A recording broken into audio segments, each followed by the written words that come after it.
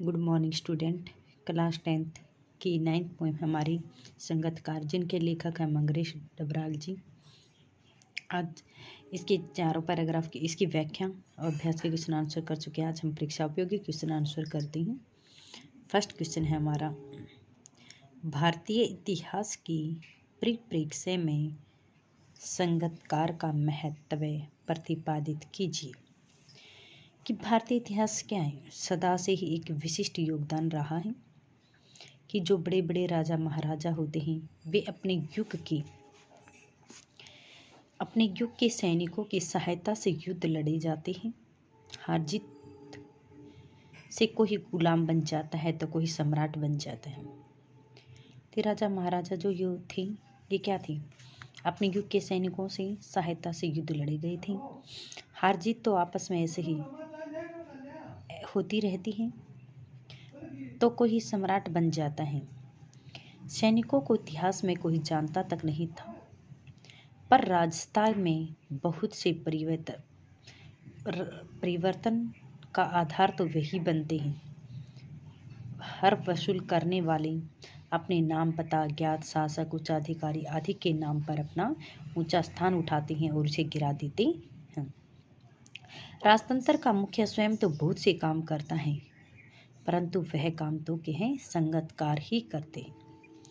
संगतकार की आवाज़ कैसी है?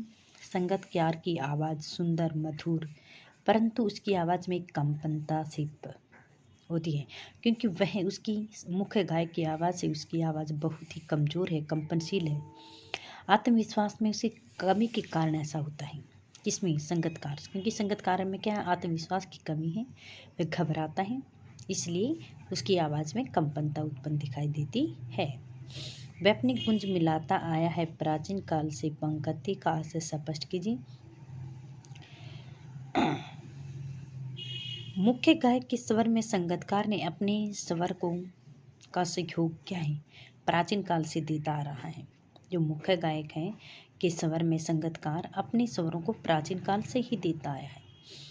कभी अकेला मुख्य गायक कार्यक्रम उनकी संगीत सभा में नहीं गाता, उसके साथ क्या होते हैं, बहुत सारे संगतकार भी होते हैं, एक प्राचीनता भी होती है, और सहायता के बिना मुख्य गायक की सफलता की प्राप्ति उसमें नहीं हो पाती है।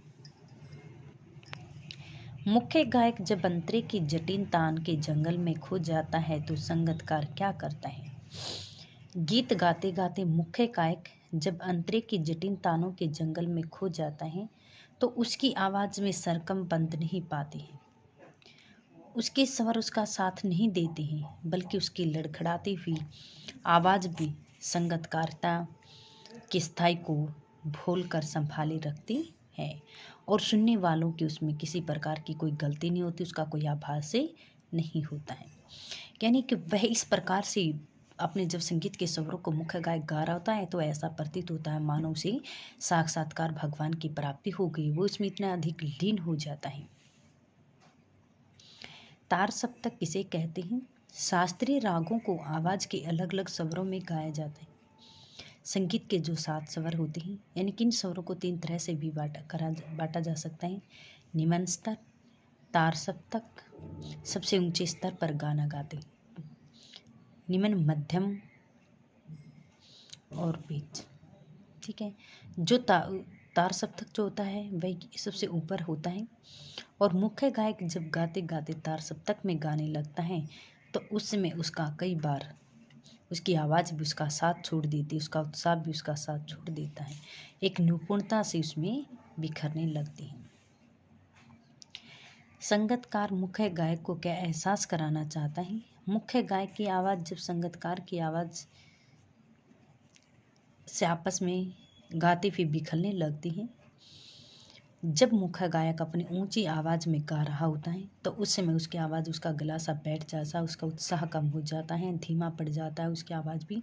उसमें संगतकार उसे विश्वास दिलाता है कि तुम अकेले नहीं हो, तुम्हारे राग गाते तुम्हारे साथ कोई और भी है। जब तुम्हारी आवाज़ धीमी पड़ जाती है तो उसमें उस धीमी आवाज़ में संगतकार भी उसके साथ गाने लग जाता है। वह उसे सांत्वना देता है और समझाते हुए कहता है, यदि कि आप में आत्मविश्वास अभी भी है। आप ऐसा मत सोचो कि हमारा जो विश्वास होता है वह टूट चुका है।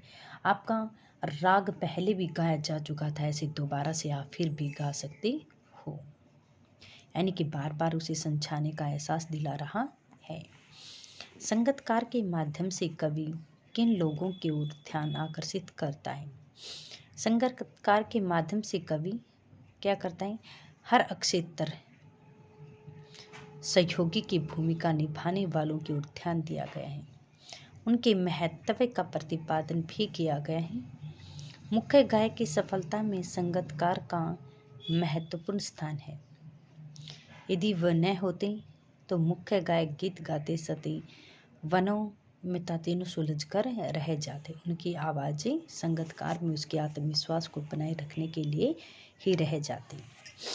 संगतकार कैसे लोगों का प्रतिनिधित्व करता है? संगतकार उन लोगों का प्रतिनिधित्व करता है जो स्वयं प्रकाशित होते हुए भी केवल बड़े बड़े कलाकारों संगीत करते हैं, जो गुलामी में अपना जीवन बिताते हैं और आश्रय दत्त के पीछे ही रहते हैं। ऐसे कलाकारों का महत्वपूर्ण योगदान दिया जाता है। संगतकार कविता का मूल भाव स्पष्ट कीजिए। संगतकार कविता का संदेश संगतकार के महत्व का समाज और उनका प्रतिपादन करना, उनका योगदान करना अनदेखा गया है। उनके कलाकारों का सम्मान करता है। ऐसी प्रवृत्ति में ऐसे कलाकारों का लाभप्रद होता है और मुख्य कलाकारों का सर्वप्रथम इसका सम्मान करते हुए समय समय पर उसका आगे अवसर प्रदान भी करते हैं।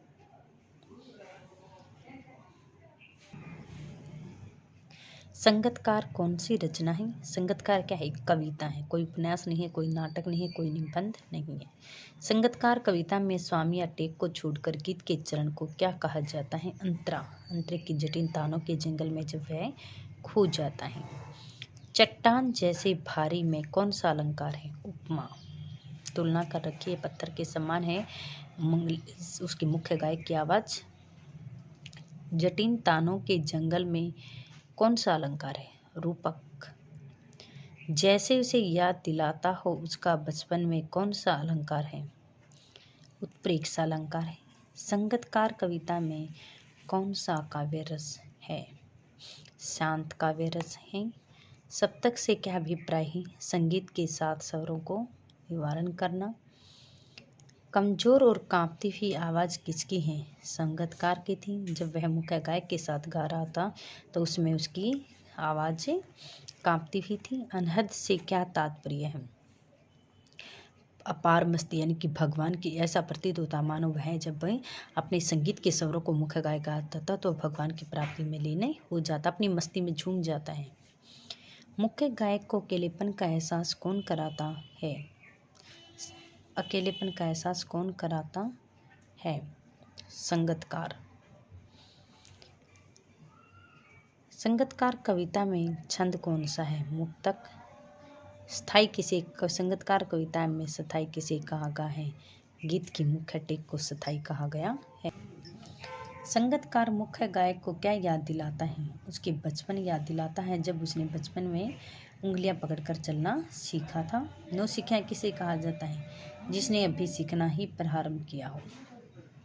संगतकार शब्द का प्रतीकार्थ स्पष्ट कीजिए।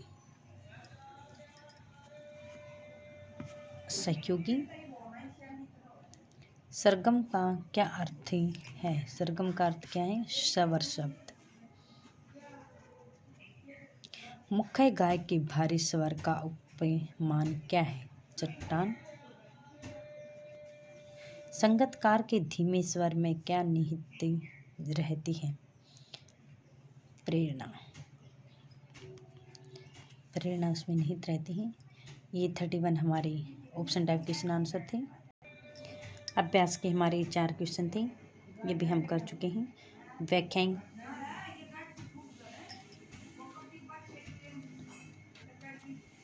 ये हमारे 4th पैराग्राफ के थे। यानी कि मंगलेश डबराल जी का जन्म मृत्यु, कौन कौन सी शिक्षाएं ग्रहण की थी, उन्होंने कहाँ पे की थी, कौन से उपन्यास, कहानी, नाटक, निबंध आदि जो भी लिखे हैं। ठीक है, तो ये आज मंगलेश डबराल जी की हमारे 9th जो पोएम होते हैं ये हमारे कंप्लीट हो चुके हैं। तो आपने complete poem right plus learn.